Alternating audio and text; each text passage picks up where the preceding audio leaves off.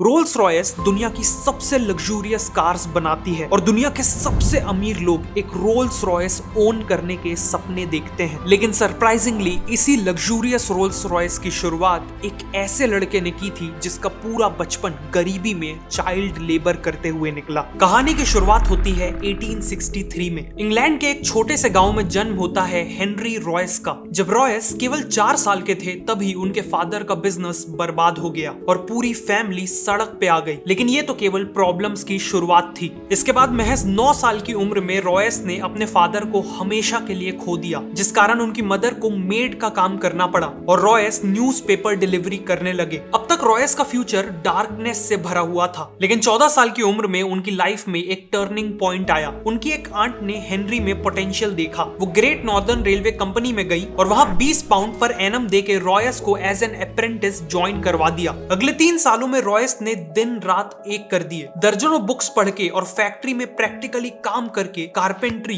Maths और सबसे important electronics का काम सीखा। 17 साल की एज तक वो एक फुली केपेबल मैकेनिक बन चुके थे। 21 साल की एज आते तक वो मैक्सिम वेस्टर्न नाम की कंपनी में एज एन इंजीनियर काम कर रहे थे। लेकिन फाइनेंशियल डिफिकल्टीज के चलते ये कंपनी बंद होने वाली थी। ऐसे में रॉयस के पास कई और कंपनीज में जॉब लेने का ऑप्शन था, लेकिन उन्होंने अपनी खुद की इलेक्ट्रिकल इंजीनियरिंग कंपनी खोलने का फैसला लिया। उन्होंने अपनी 20 पाउंड की सेविंग्स यूज की और मैनचेस्टर में एक छोटे से ऑफिस स्पेस से शुरुआत की एफएच रॉयस एंड कंपनी की। उन्होंने अपने एक दोस्त अर्नेस्ट क्लेरेमोंट को एज अ पार्टनर भी ज्वाइन करा लिया। इनिशियली सर्वाइव करने के लिए रॉयस को जो भी काम मिला उन्होंने किया, जैसे सुइंग मशीन रिपेयर करना, इलेक्ट्रिकल फिटिंग्स करना वगैरह। लेकिन फिर रॉयस ने देखा कि टाइम के साथ साथ इलेक्ट्रिकल लाइटिंग्स और फिटिंग्स की डिमांड बहुत बढ़ती जा रही है। इसीलिए उन्होंने आर्क लैंप्स, बल्ब होल्डर्स और इलेक्ट्रॉनिक डोर बेल की मैन्युफैक्चरिंग का काम चालू कर दिया और इसी काम ने कंपनी की किस्मत बदल दी। ईयर 1900 तक कंपनी की सेल्स 20,000 पाउंड्स क्रॉस कर गई थी। 38 की एज में रॉयस की एक फैमिली थी और वो एक बहुत बड़ी फैक्ट्री बिल्ड करने का प्लान कर रहे थे। सब कुछ अच्छा चल रहा था कि तभी कहानी में एक ट्विस्ट आता है। 1901 में जर्मन और अमेरिकन कंपनीज ने ब्रिटिश इलेक्ट्रॉनिक्स मार्केट में एंट्री ले ली। कंपटीशन एकदम से बढ़ गया और इलेक्ट्रॉनिक्स इक्विपमेंट के प्राइसेस काफी गिर गए। पूरी कोशिश के बाद भी रॉयस का बिजनेस क्रैश करने लगा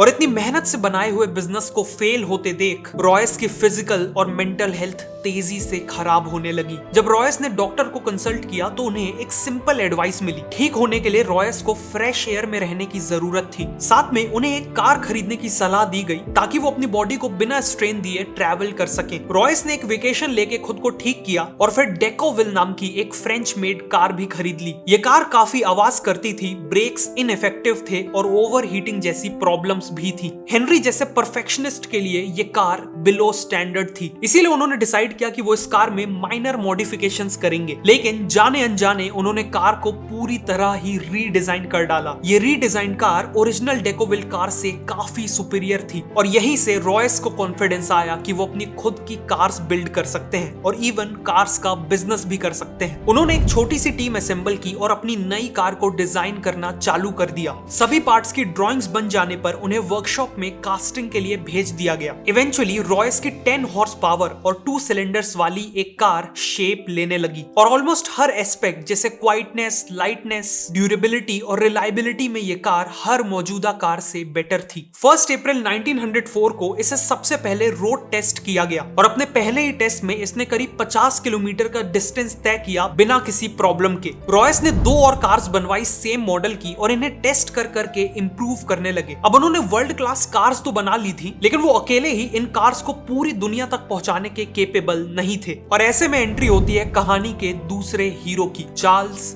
रोल्स। रॉयस एक एग्जीबिशन में अपनी कार्स को प्रेजेंट कर रहे थे और इसी दौरान इन कार्स पे चार्ल्स रोल्स की नजर पड़ी। चार्ल्स रोल्स एक पैशनेट मोटरिस्ट थे और सुपीरियर क्वालिटी की कार्स का सक्सेसफुल बिजनेस करते थे। रोल्स ऑलरेडी एक लग्जरी ब्रिटिश कार मेकर को ढूंढ रहे थे, इसीलिए उन्होंने रॉयस से मुलाकात की और कार्स को क्लोजली देखा। वो रॉयस से इतना इंप्रेस हुए कि बाद में उन्होंने अपने एक बिजनेस पार्टनर से कहा कि उन्होंने वर्ल्ड के ग्रेटेस्ट इंजीनियर को ढूंढ लिया है। अगले 3 महीनों में इन कार्स को बेचने के लिए चार्ल्स रोल्स और हेनरी रॉयस एक जॉइंट वेंचर स्टार्ट करने का अग्रीमेंट करते हैं और इस जॉइंट वेंचर से बिकने वाली कार्स का नाम होने वाला था रोल्स रॉयस। आगे बढ़ने से पहले आपसे एक क्वेश्चन है, क्या आप भी एक सक्सेसफुल स्टार्टअप बिल्ड करना चाहते हैं और खुद के लिए फाइनेंशियल फ्रीडम चाहते हैं? अगर हाँ, तो मैं हाईली रिकमेंड करूंगा कि आप ऑडिबल पे the lean startup audio book को सुने। ये ऑडियो बुक आपको स्टेप बाय स्टेप गाइड करेगी और सिखाएगी कि कैसे टाइम और मनी को बिना वेस्ट किए आप अपने बिजनेस आइडिया को टेस्ट करें, वैल्यूएबल प्रोडक्ट्स बनाएं और बिजनेस को ग्रो करें। ये ऑडियो बुक सच में आपकी लाइफ चेंज कर सकती है। वैसे मैं खुद ऑडिबल को अलग अलग जॉनर्स की ऑडियो बुक सुनने के लिए और इवन वीडियोस की रिसर्च के लिए काफी यूज करता हूँ। ऑल्सो अब आप ऑडिबल में यूपीआई के थ्रू भी इजिली साइन अप कर सकते हो। क्रेडिट या डेबिट कार्ड की जरूरत नहीं है। तो अभी नीचे डिस्क्रिप्शन या पिन कमेंट में दिए हुए लिंक से ऑडिबल पे साइन अप करिए और 2 महीने का फ्री ट्रायल पाइए। अब कहानी पे वापस आते हैं। मार्च 1906 में रोल्स रॉयस लिमिटेड को ऑफिशियली स्टैब्लिश किया गया और सबसे पहले 4 रोल्स रॉयस 10, 15, 20 और 30 हॉर्स पावर वाली मॉडल्स को सप्लाई करने का डिसीजन लिया जाता है। रोल्स का मानना था कि किसी भी कार की मार्केटिंग करने का सबसे अच्छा तरीका है उस कार के साथ रेसिंग टूर्नामेंट्स में पार्टिसिपेट करना। इसीलिए रोल्स ने आइल ऑफ मैन टूरिस्ट ट्रॉफी जैसे प्रेस्टिजियस टूर्नामेंट्स में पार्टिसिपेट किया और रोल्स रॉयस की कार्स यूज करके उन रेसेस को जीता भी। साथ ही साथ उन्होंने इन कार्स से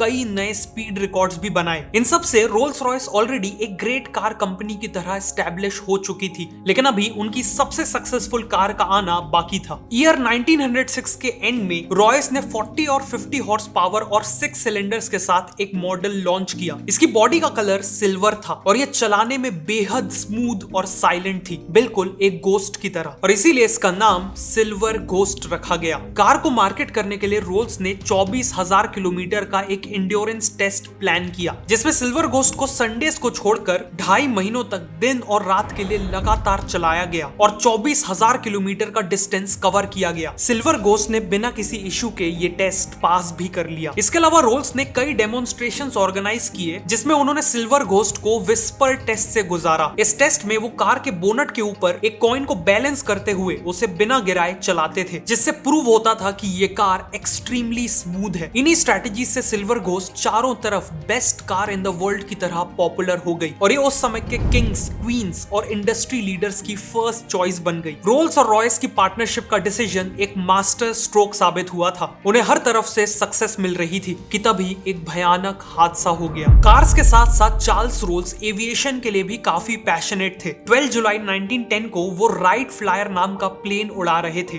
फ्लाइट के दौरान एयरक्राफ्ट का टेल सेक्शन टूट गया और प्लेन 100 फीट की ऊंचाई से क्रैश कर गया। इस हादसे में 32 साल के चार्ल्स रोल्स ने अपनी जान गंवा दी। अनफॉर्चुनेटली एयरप्लेन एक्सीडेंट्स में जान गंवाने वाले वो ब्रिटेन के पहले इंसान बने। इस हादसे ने रॉयस को डीपली इंपैक्ट कर दिया था। वो इस लॉस से उभरने की कोशिश कर ही रहे थे कि 1911 में उन्हें एक और झटका मिला। उनकी हेल्थ तेजी से खराब होने लगी और डॉक्टर्स ने बताया कि उन्हें बॉल कैंसर है। उनका एक मेजर ऑपरेशन हुआ, लेकिन इसके बाद भी डॉक्टर्स ने कहा कि वो केवल 3 महीने ही जी पाएंगे। इस हालत में भी रॉयस बेड से ही सिल्वर घोस्ट के डिजाइन और इंजीनियरिंग को इंप्रूव करते रहे और फिर एक मिरेकल हुआ। देखते ही देखते 3 महीने बीत गए और रॉयस ने 100% रिकवरी अचीव कर ली। वापस आने के बाद रॉयस ने सिल्वर घोस्ट में मेजर इंप्रूवमेंट्स किए। ग्राउंड क्लियरेंस बढ़ाया गया, सस्पेंशन को इंप्रूव किया गया और शैसीज को भी स्ट्रॉन्ग बनाया गया। इसी दौरान रोल्स रॉयस ने देखा कि कार्स के बोनेट पे पर्सनलाइज्ड मैस्कॉट्स लगाने का एक ट्रेंड चला है, लेकिन कंपनी चिंता में थी कि लोग इनएप्रोप्रिएट मैस्कॉट्स लगा रहे हैं जिससे रोल्स रॉयस की इमेज नेगेटिवली इंपैक्ट हो सकती है। इसीलिए उन्होंने खुद का मैस्कॉट डिजाइन करवाया। इनके मैस्कॉट में एलेनोर थॉर्टन नाम की ब्रिटिश एक्ट्रेस और मॉडल को यूज किया गया है। ये स्कल्पचर एक वुमेन को आगे की ओर लीन करता दिखाता है। उनके हाथ पीछे की ओर स्ट्रेच्ड हैं और उनके ऊपर तेज हवा पड़ रही है। ये मैस्कॉट एक सेंस ऑफ ग्रेस, फ्रीडम और स्पीड को सिंबलाइज करता है। इसका नाम है स्पिरिट ऑफ एक्सटेसी। एक्सटेसी का मतलब है ओवरवेलमिंग हैप्पीनेस। इन सभी इंप्रूवमेंट्स के चलते रोल्स रॉयस की सेल्स और प्रॉफिट्स एक्सपोनेंशियली ग्रो कर रहे थे। 1913 तक उनका प्रॉफिट 90,000 पाउंड से भी ज्यादा हो चुका था और ब्रांचेस को इंटरनेशनली एक्सपैंड करने के भी प्लान्स थे। लेकिन फिर से कुछ ऐसा हुआ जिसने रोल्स रॉयस को ऑलमोस्ट बर्बाद कर दिया।